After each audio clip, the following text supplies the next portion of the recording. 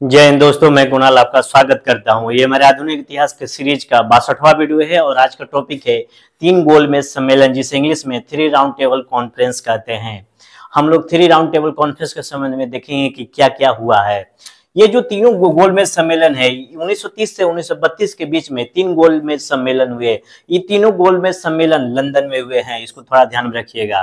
तो आप थोड़ा सा समझते हैं कि गोल मेज का मतलब क्या होता है। यानी कि मेज के पास लगी हुई कुर्सी पर एक कोई मेज है, इसके आसपास लगी हुई कुर्सी पे लोग बैठे हुए हैं, यानी कि ब्रिटिश सरकार के प्रतिनिधि बैठे हुए हैं और भारत के लोग भी यहाँ पर बैठे हुए हैं, जिसमें इंडियन नेशनल कांग्रेस, मुस्लिम लीग, हिंदू, सिख समाज के प्रतिनिधि बैठे हुए हैं। इसके अलावा स्वतंत्र लोग, राजा रजवाड़े और एक मेडिसियन भी शामिल है इस सम्मेलन में।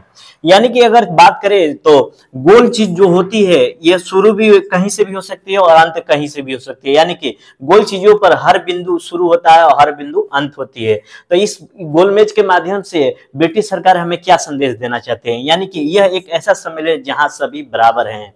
यानी कि आरटीसी के माध्यम से ब्रिटिश मनोवैज्ञानिक स्तर पर संदेश देने का प्रयास कर रहे हैं कि हम भारत के साथ समान स्तर पर बात करने को तैयार हैं। तो यही गोलमेज का दार्शनिक पक्ष हुआ।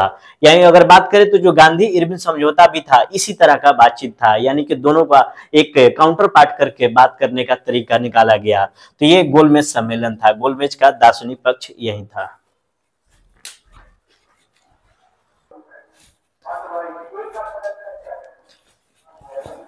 इसके बाद ब्यूरोक्रेसी, नौकरशाही की रुख बदल गई। भारतीय भी सम्मान के लायक हैं, ब्रिटेन के बराबर हैं। राउंड टेबल प्रतीकात्मक है और राउंड टेबल कॉन्फ्रेंस के माध्यम से ब्रिटेन ने न कहीं भारत को अपना समकक्ष मान लिया था। आरटीसी यानी राउंड टेबल कॉन्फ्रेंस का मुख्य उद्देश्य साइमन आयोग के रिपोर्ट पर विचार करना था। इसी के लिए सम्मेलन बुलाया गया। तीन सम्मेलन बुलाने का उद्देश्य पहले दूसरे में लक्ष्य प्राप्त नहीं हुआ था। अगर बात करें तो अगर भारत के प्रतिनिधि के बातों को मान ली जाती तो हम राउंड टेबल कॉन्फ्रेंस को सफल मानते। इस कारण राउंड टेबल कॉन्फ्रेंस असफल रही ब्रिटेन के नजर में भी, क्योंकि कोई समझौता नहीं हुआ। पूरी तरह से तो मान के चलते हैं कि असफल नहीं रहा, लेकिन कोई समझौता नहीं रहा, इसलिए इसे असफल मान रहे हैं। पूरी तरह से असफल नहीं रहा, किंतु आरटीसी का भारतीय स्वतंत्रता आंदोलन में अपनी भूमिका रही है। प्रथम गोलमेज सम्मेलन का अगर समय काल देखें तो 19 नवंबर 1930 से लेकर 19 जनवरी 1931 के बीच में रहा है। यह 2 माह तक चला और इस दौरान वायसराय थे भारत में लॉर्ड इरविन। यह समझौता असफल रहा क्योंकि इसमें इंडियन नेशनल कांग्रेस ने भाग नहीं लिया था। इस समय ज्यादातर इंडियन नेशनल कांग्रेस के नेता जेल में थे।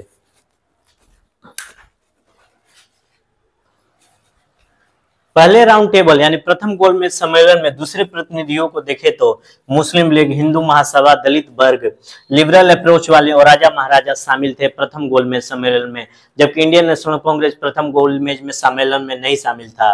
और इस प्रथम गोलमेज सम्मेलन का कोई परिणाम नहीं निकला और ये कहा गया कि ये जितने लोग शामिल हुए ब्रिटिश निष्ठावान के लोग थे, यानी कि ब्रिटिश निष्ठावान के जमावड़ा था प्रथम गोलमेज सम्मेलन। अगर बात करें तो ये आरटीसी फर्स्ट जो था वो असफल रहा और इसकी असफलता के बाद गांधी जी से बात करने को कहा गया। इसे ही गांधी इरविन समझौता कहते हैं, जो मैंने पिछले वाले लेक्चर में पढ़ा दिया था, जो कि मार्च 1931 में हुआ था। उसके बाद देखते हैं सेकंड राउंड टेबल कॉन्फ्रेंस, द्वितीय गोलमेज सम्मेलन। इसका समय काल 7 सितंबर 1931 से लेकर 11 दिसंबर 1931 के बीच में रहा है और इसके समय 3 मंथ का चला, जिसका परिणाम भी आया। तो देखेंगे क्या आया परिणाम। लेकिन इस दौरान वायसराय थे लॉर्ड विलिंगटन। इनका नाम याद रखिएगा क्योंकि यहाँ से इरविन का कार्यकाल समाप्त हो जाता है और इनका विलिंगटन का शुरू हो जाता है, ठीक है। और इनका भारत में समय काल रहा है 18 अप्रैल 1931 से लेकर 18 अप्रैल 1936। 5 वर्षों का कार्यकाल भारत में रहा है इनका। और इनके संबंध में अगर व्यक्तिगत जानकारी प्राप्त करें तो ये उदारवादी विचारों के नहीं थे, ये गांधी जी को पसंद नहीं करते थे। और इसके अलावा और बात करें तो भारत में ये नए नहीं थे, ये भारत में पहली बार नहीं आए थे, ये भारत में पहले आ चुके थे। और मुंबई 1913 और मद्रास में 1919 में ये गवर्नर रह चुके थे, ठीक है। और बात इसके अलावा बात करें लॉर्ड वेलिंगटन की, तो ये कनाडा में गवर्नर जनरल रह चुके थे 1926 से लेकर 1931 के बीच में। जो कनाडा था ब्रिटेन का उपनिवेश भी था। जब भारत में गांधी जी का आगमन हुआ, आगमन के समय 1915 में मुंबई में वेलिंगटन ने इनका स्वागत किया गांधी जी का, और गांधी जी को गवर्नर हाउस बुलाया मुलाकात करने के लिए। और गांधी और वेलिंगटन मुलाकात के बाद वेलिंगटन ने कहा कि ये गांधी जी स्पिरिचुअल लीडर है, आध्यात्मिक नेता है, बहुत ही ईमानदार व्यक्ति, ऑनेस्ट पर्सन है। और तीसरा, ये बोल्शेविक हैं, और बोल्शेविक होने के कारण ये खतरनाक है। बोल्शेविक उनको बोलते हैं जो कम्युनिस्ट आंदोलन से जुड़े रहते हैं, और कम्युनिस्ट होने के साथ साथ ये क्रांतिकारी भी है, यानी कि इनको आसानी से झुकाया नहीं जा सकता है। ठीक है, आगे देखते हैं द्वितीय गोलमेज सम्मेलन के अंतर्गत।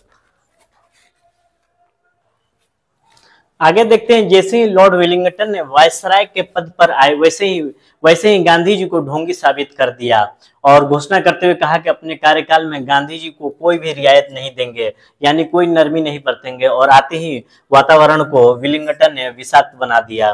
द्वितीय गोलमेज सम्मेलन में इंडियन नेशनल कांग्रेस भाग ली, इसलिए हम इसे थोड़ा सा सफल मानते हैं। बाकी जो दो चीजें हैं उस मामले में ये सम्मेलन असफल रहा।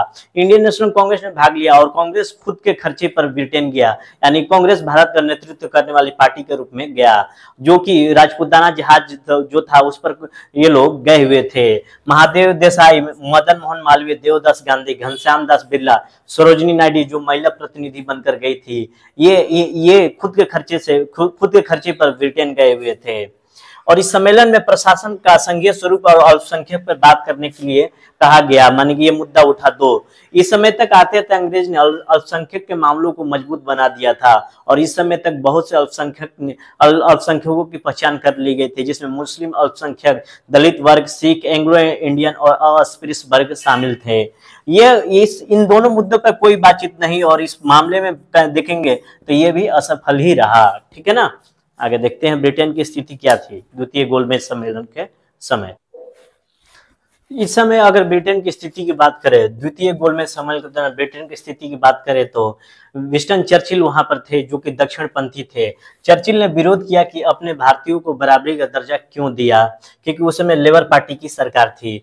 चर्चिल ने गांधी जी को अर्धनग्न फकीर कहा था, और गांधी जी ने कहा उन्होंने तो हमें नंगा कर दिया, हमारा आर्थिक शोषण करके हम इस स्थिति में पहुंचा दिया, ये हमारे तन के कपड़े आपने पहन रखे हैं, गांधी जी ने कहा। लेबर पार्टी की सरकार थी, और इस समय पीएम थे रैमजे मैकडोनाल्ड, इसको ध्यान रखिएगा।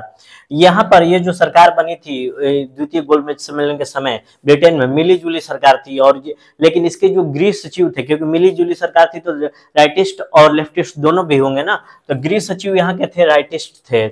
सरकार पर दबदबा दक्षिणपंथियों का था। दक्षिणपंथी वे होते हैं जो दूसरे के अधिकारों को स्वीकार नहीं करते हैं। इंडियन नेशनल कांग्रेस को छोड़कर द्वितीय गोलमेज सम्मेलन में जो भी भाग लिए थे, भारत से जो भी प्रतिनिधि आए थे वो ब्रिटिश भक्त थे, ये निजी लाभ के लिए आए हुए थे और गांधी जी को परास्त करना चाहते थे। ये जो द्वितीय गोलमेज सम्मेलन हुआ, सेकंड राउंड टेबल कॉन्फ्रेंस में, अल्पसंख्यकों के मुद्दा को लेकर सम्मेलन में गतिरोध पैदा हुआ।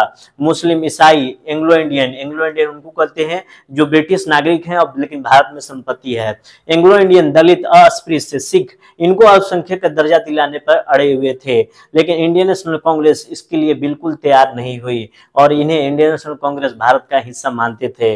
गांधी जी कहते थे कि अस्पृश्य भी हिंदू समाज के हिस्से हैं। आगे देखते हैं।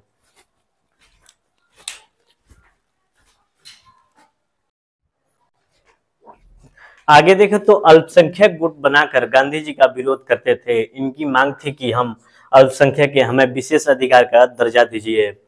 संघीय मामले को लेकर, क्योंकि अल्पसंख्यक और संघीय मामलों को लेकर इस राउंड टेबल कॉन्फ्रेंस में चर्चा होने की बात कही गई थी।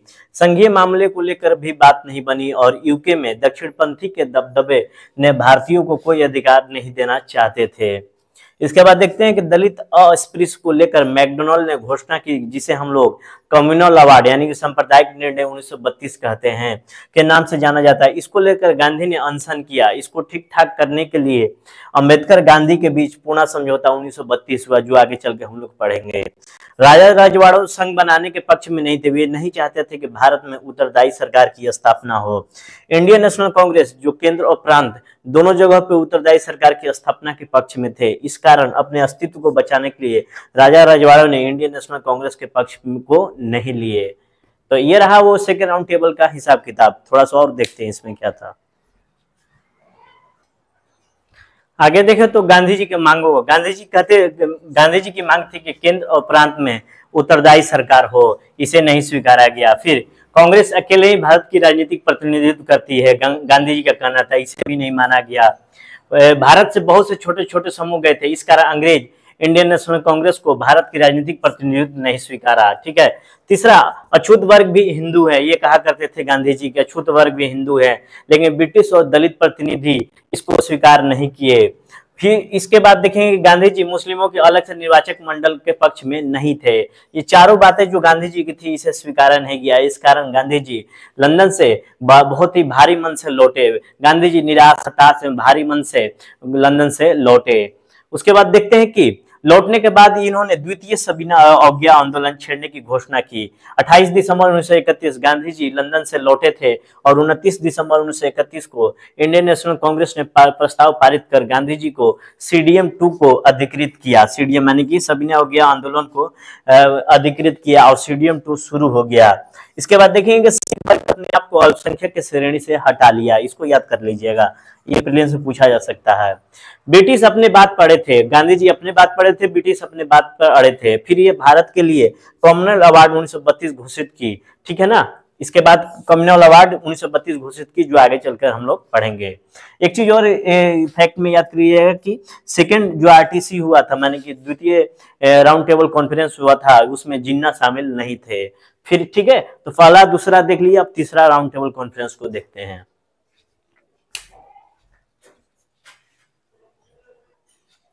अब देखते हैं तृतीय गोलमेज सम्मेलन, जिसका समय काल 17 नवंबर 1932 से लेकर 25 दिसंबर 1932 के बीच में रहा। यह बुरी तरह से असफल रहा। थोड़ा सा ये प्रीलिम्स की दृष्टि से महत्वपूर्ण है। इसमें इंडियन नेशनल कांग्रेस शामिल नहीं थी, यानी कि पहले और तीसरे में इंडियन नेशनल कांग्रेस शामिल नहीं थी, द्वितीय गोलमेज सम्मेलन में इंडियन नेशनल कांग्रेस शामिल थी। और यहाँ तक कि हम बात की जाती है कि ये इनको आमंत्रित भी नहीं किया गया था, यानी इंडियन नेशनल कांग्रेस को तृतीय गोलमेज सम्मेलन के आमंत्रित भी नहीं किया गया था। और इसके अलावा ब्रिटेन में जो लेबर पार्टी थी उसके सदस्य भी इस गोलमेज सम्मेलन में भाग नहीं लिए थे। ये महत्वहीन सम्मेलन रहा। 46 लोग कुल इसमें शामिल हुए थे। सम्मेलन में श्वेत पत्र जारी हुआ, ये थोड़ा सा इंपॉर्टेंट है, इसको थोड़ा ध्यान रखिएगा। इनमें जो बिंदु थे, गवर्नमेंट ऑफ इंडिया एक्ट 1935 में शामिल कर लिया गया था, बस श्वेत पत्र का इतना ही महत्वपूर्ण है। इसमें मुस्लिम लीग शामिल हुआ था, जिन्ना शामिल हुए थे, अग्गा खान और फजतुल हक भी शामिल हुए थे। इसके अलावा एक कॉलेज के छात्र थे चौधरी रहमत अली ने पहली बार इसमें होली लैंड पाकिस्तान की नाम सुझाया था, यानी कि अलग देश की मांग की यहीं से नींव पड़ी थी, यानी कि पाकिस्तान की नींव, नाम की नींव यहीं से पड़ी थी। ठीक है, तो ये रहा 3 गोलमेज सम्मेलन। आगे हम लोग अगले चैप्टर में हम लोग देखेंगे कि अगला पूना समझौता 1932 को देखेंगे। ठीक है, तो आज भर के इतना ही। आपके सहयोग के लिए धन्यवाद। नमस्कार, जय हिंद।